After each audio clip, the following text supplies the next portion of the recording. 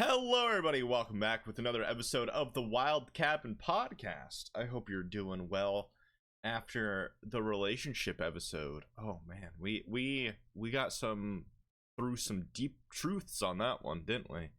But we're all in this together.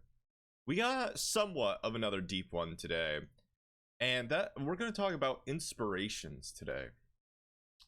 Who inspired me to become a podcaster? Who inspired me to follow my dreams in this sense of the podcast world? Honestly, inspirations, in my opinion, can hurt and help you. I had a phase where I was a singer in a band called Changing Personas, and I was inspired by my cousin. And when I met artists who I really admired, growing their own path and everything, it was very hard for me when I met them. And then I'm just like, oh, they're sort of douchebags, in a way. And I learned very young, about maybe 16, 15, where the sad truth is just never meet the people that inspire you at all. Or the people that you look up to, because famous people could let you down. And that was the reality in my mind, where it's gonna be okay. I just admire them from afar, if you will. For me, I'm the same person I am on and off camera, and it's fun for me, talking to people and just being like, no, I'm just a normal person, hi, how's it going? But the sad reality for me is no one really inspired me to be a podcaster, if I'm going to be honest with you. Nobody was just like, go ahead and do this. I really thought, and I knew I had a voice. My mind was so screwed up when I was younger, about teenage years and adult years, where I'm just like, oh, I'm hearing voices in my head. I think I'm going insane. And I bottled that up, and I didn't really talk to anybody about it. I'm just like, yeah, I'm hearing voices. I'm not schizophrenic, but you're gonna think I'm schizophrenic. And later in life, I'm just like, oh, that's my conscience, or that that's something that I gotta consider. And I really peaked and found my voice because I was a quiet kid. I'm just like, okay, I'm gonna stay in my room, do what I'm told, and be like, okay, yeah, because I knew saying yes is easier than saying no, because once you say no to something, it brings up all these questions from the other forces and the people that you're talking to. Be like, what do you mean no? And I'm like, oh, okay, I don't want to get hit by my dad. Okay, yeah, let's do this. And once I took public speaking, and for the military as well, like, you really have to find your voice. Be like, I was not a bulky kid, I was not, I wasn't fit, I was athletic, but not like bulky or whatever. And one of my sergeants told me, oh, I like you. I'm like, why? Because you got a voice. Obviously I'm not using my loud voice here, but I could scream in a nice manner, which is weird to say, but it's just like, you want to be heard across the room. Okay, and I feel like if I didn't take public speaking, my mind would not have developed and inspired me to do this podcast. Be like, okay, it's sort of like a live stream in a way, where I don't get people's reactions until after the facts, where you're either going to love it or you're going to hate it. You're going to open your mind, you're going to listen, and you're either going to agree or disagree. And that's the whole point of a conversation, where you shouldn't talk while somebody else is talking, because you want to get all that information out and sort of use it as a weapon arsenal later on, if somebody pisses you off or anything. But it's good, I'm very glad to do this, where every content that I had in my life, I really looked up look forward to somebody. And it was interesting. It was very interesting. You know, for when I joined the military, you know, it was really me, or the streets. You know, it was either joining the military or the streets. So I look at my way of like, okay, you know, I got to do this for me. And then family got involved, be like, oh, we're so proud of you. And then I really did it and put my happiness aside, and I'm just like, oh, this is not what I want. And but I pushed through it, and I got a knee injury about 3 years in. So you know, everything happens for a reason. And with inspirations, I think at the bottom at the end of the day, excuse me, you really got to look at it is, how is this really benefiting me? Is this benefiting me in X, Y, and Z? And if people are telling me no, or you know, they're jealous or whatever the factor may be, it is such a hard thing to overcome. If I'm going to be honest, where I think the mind just plays tricks on you. And a lot of people that overthink are probably the wisest people out there, where I think it, like, you could make a rash decision in 2 seconds, and or you could think about it over the next day. The problem with thinking things over is sometimes you just got to be in the moment, and you know, just say F it. And that's basically what I did with this podcast. If I'm going to be honest, the start of this is I had an idea and I had the equipment. That's basically the number one thing, in my opinion, where you got to have an idea, but if you don't have the right equipment, you're just doomed to fail. And I was always told, hey, your voice is pretty clear, your microphone is fine, just do it, you know, just do it. And I did. I didn't really have things to talk about. You know, I had a few things, but then when the emails are coming in, and then people that I trust are just like, okay, you know, let's talk about that. You know, talk about that. See what other people's feel, and it makes me feel really good. And with inspirations and idols and all these people that you look up to, is you're gonna come to a point where you're gonna follow in their footsteps, and then you're just gonna diverse the train track. Where this is not about your parents or somebody you look up to. This is about you. And you got to ask yourself, are you happy doing it? Can you see this as a long-term goal, a short-term goal? Where one of my biggest pet peeves is, don't compare me to anybody. You know, that is truly what I don't want.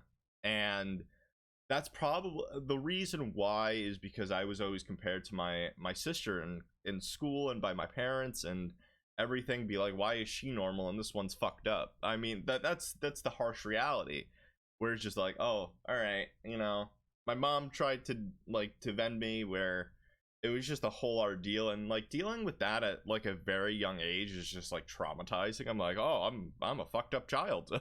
I'm like, oh.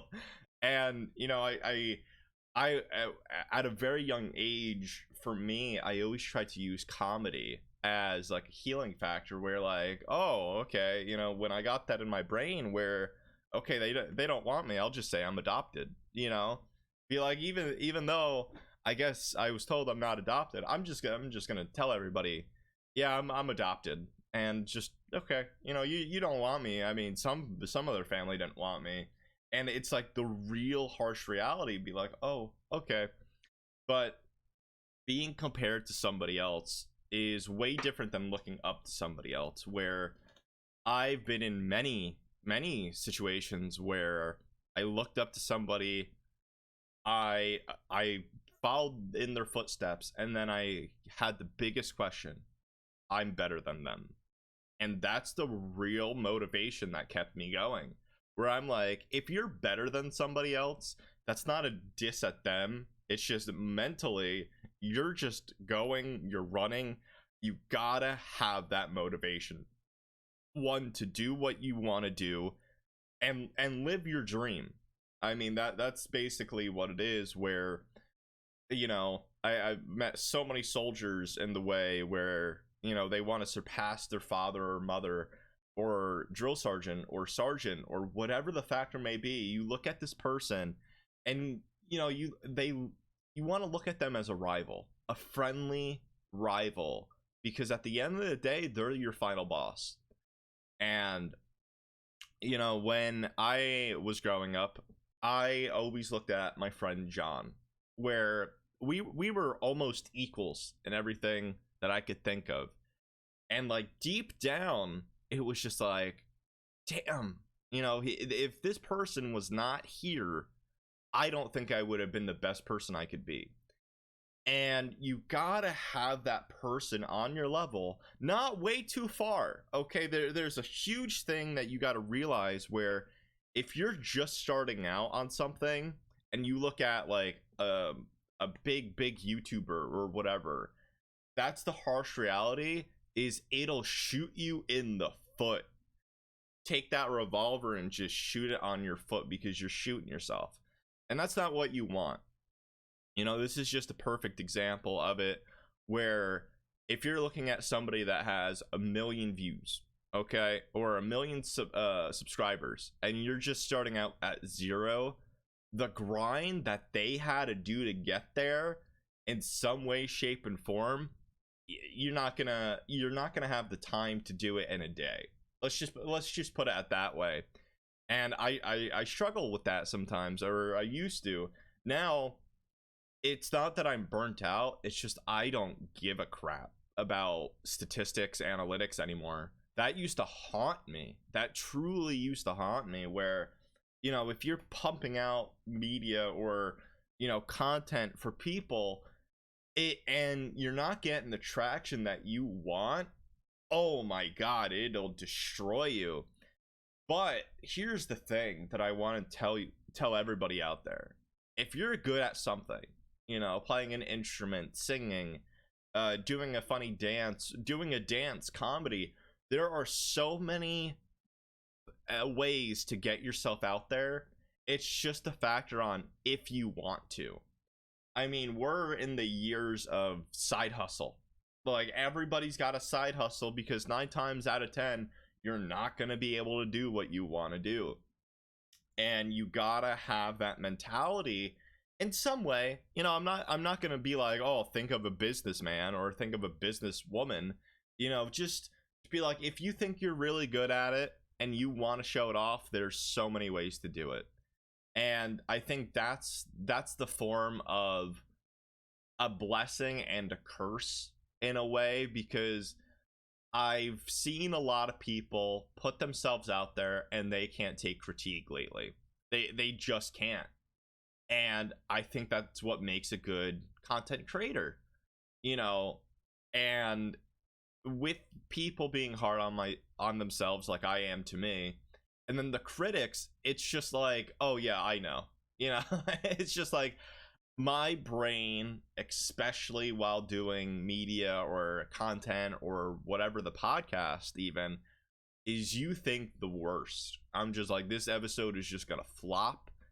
And, you know, some people are gonna be like, oh man, that's you can't think like that. And some people are half full in a cup, some people are half empty. It's just a way you look at life. But you gotta always understand the other point of view. You gotta accept it. Never force your opinion, never force your mindset on somebody else, because it's truly, you look like the bad guy if you do that. Simply put, where you could ask opinions, but once they say, oh yeah, let me think it over, that's where you gotta stop. Be like, oh okay, you know, I'm here if you need any more details or anything. Because my process, who's to say my brain process is worse or better than your brain process? It's not. It's just, at the end of the day, you want to be better. You want to be better. And if you don't have that motivation to doing whatever you want to do, then what's the point? What's the point if you don't want to be the best? It's funny, because I heard a quote a very long time ago when I was in my wrestling phase. Yes, I did have a wrestling phase. And I think it could have been a backstage segment or a promo But it was just like, if you don't want to capture the title and be on top of a mountain, why be here? Why be here? And that boils my blood, because it it it goes through my veins where, yeah, I want to be the best, but that's not why I'm here. You know, it's a goal of mine that is one in a million, but if it happens, great. If it doesn't, I'm still gonna be here doing these as long as I can. As long as I have the passion to do this, I will still be here, and that's what I have. And I think everybody has to have that mentality. You know, it's what we have to do. You know, anything could be a motivation. Yourself, a lover, a husband, wife, hell, even just for your family, or to prove it to you that you could do it. You know, everybody has to have that person that they look up to, and there's nothing wrong with being your own inspiration. It's funny, but life's too short, and once you get to a point in life and you're doing things that you want to do, you'll reflect on those moments. You'll be like, wow, you know, I'm that type of person where if I give myself a compliment, the world's coming to an end, because I rarely do it. And there's other people that out there, I can't feed off of somebody else's positivity anymore, where I used to do that. I really used to do that, where I will put myself in misery and hate and disdain, and I'll put on a smile to make you smile. You know, that's the harsh reality of it, where that was very unhealthy for me. And if you do that and you live by it, by all means do it. But for me, I can't do that anymore, where, you know, if I don't put my happiness first in a way, then I can't make others smile. And that's really what I want to do. So it's just like, oh man, you know, I gotta take a mental day, or something else happened that I just can't think straight, you know. And one thing I learned very young, and men, if you're listening to this, women, if you're listening to this, I it's the weird thing, but it's okay to have a breakdown and just cry. I know that just be like, hey, you know, that's not true. You know, real men don't cry, or strong women can't cry. No, that's the harsh reality of life, where if you don't show your true emotions and you build them up, no, you're just gonna do something stupid later on. Be like, you're just gonna hate yourself. Be like, man. And that's the funny thing about life, where showing a little emotion towards something could easily make a relationship better and make yourself feel better as well. And it's crazy. It truly is, where my thing about, if things don't want to go your way, or let's say you're going in a basketball game. Yeah, I know sports, sure, but if you go into a basketball game and you miss the last free throw or 3-pointer and you lose the game, you are distraught. This is the grand champion, and the finals, and you messed it up. It was all on your shoulders and you messed up. You know what you do? You have 5 minutes. 5 minutes. This is what I do. You have 5 minutes to pout, punch the wall, curse, scream as long as you want. But after those 5 minutes, you have to say something positive about, or what you could have done better, or what you did, something positive about what happened, what made you come to this point, and how could you avoid it, and everything. And that is what you got to do. Where for me, weirdly enough, I've always done that until somebody called me out on it. Be like, wow, you're really loud, and then you just flip the switch like nothing happened, like you just blacked out in anger. And I'm like, I guess, I mean, I don't really know what to say, because anger is one of those emotions that will most likely overcome. We need anger in our lives to make ourselves better. Be like, it's not a toxic emotion. It's just how we handle it. And I think every emotion in our body and in our brain and our heart makes us who we are. That's just how it.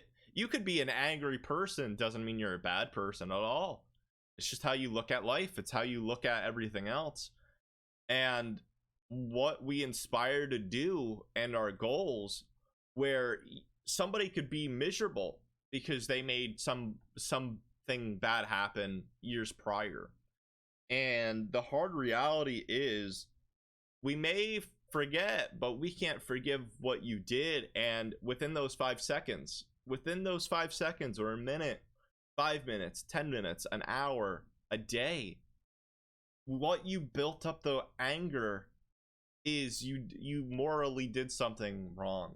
And that's why I always let my emotions out and say how you feel. And guess what? If you don't have a voice, that's okay. You could write down stuff. You could write down everything. And I encourage more people to write.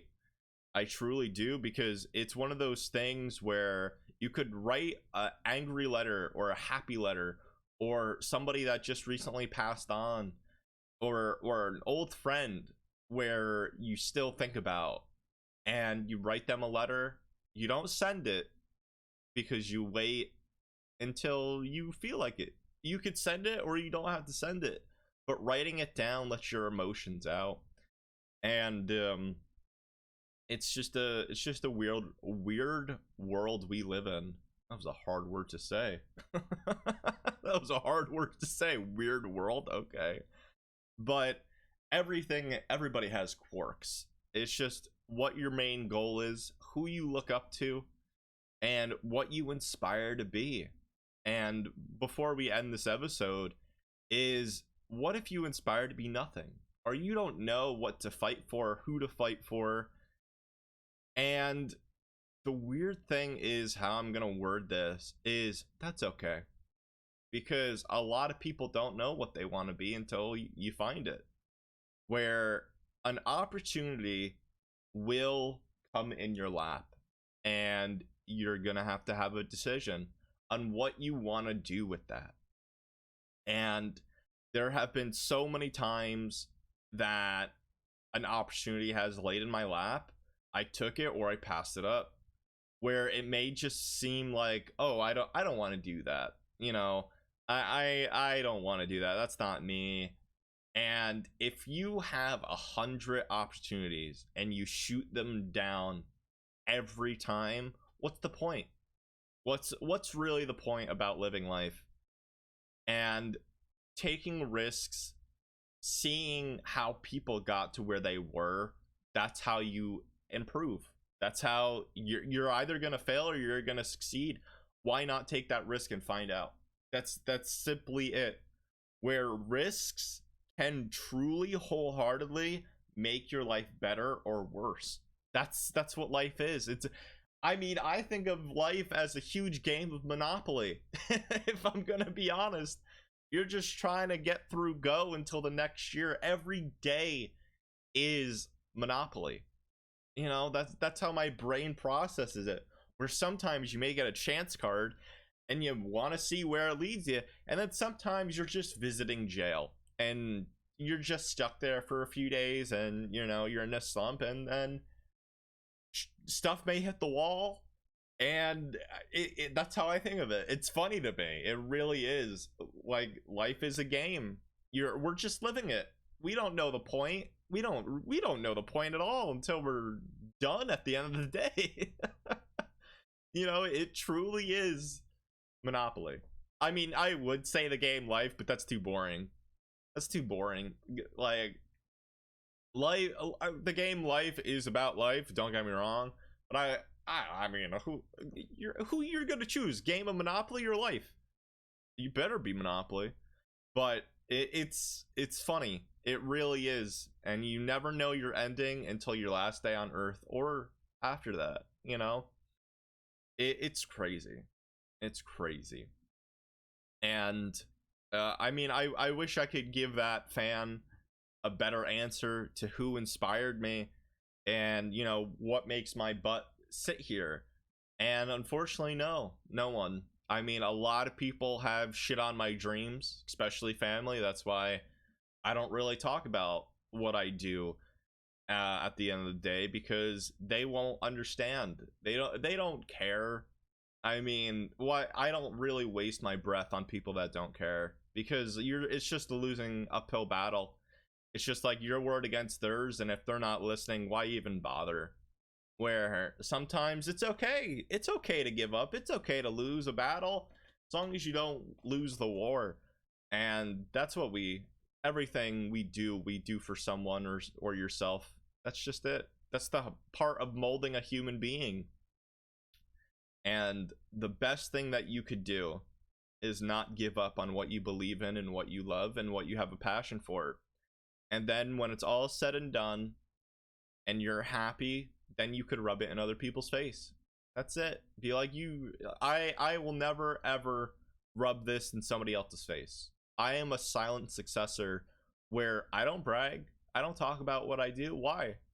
I don't want to be that cold-blooded person, but if you're not with me at the beginning, I mean, it's literally like a marriage. If you don't want me at my worst, why have me at my best? What's the difference? I haven't changed. My mindset has grown, but hey, that's how you live. That's how you live. You know, you could be a warm-hearted person, a cold-hearted person. I just protect my brain and heart because I'm done with toxicity. But it's what makes us better. So you never know. Always keep your ears and heart open and your mind always listening. And that's what I'm gonna leave it on, because I really like that. I just came up with that, by the way. But that is going to be it. Like I said, I'm sorry again if I didn't fully answer your questions about inspirations and why am I here.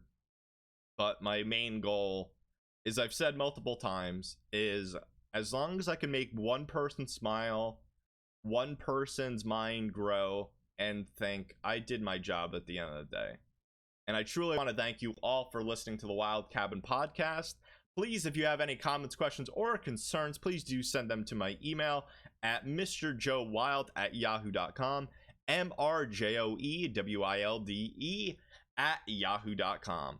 Take care, and I hope you're happy, because you made me happy. Bye-bye.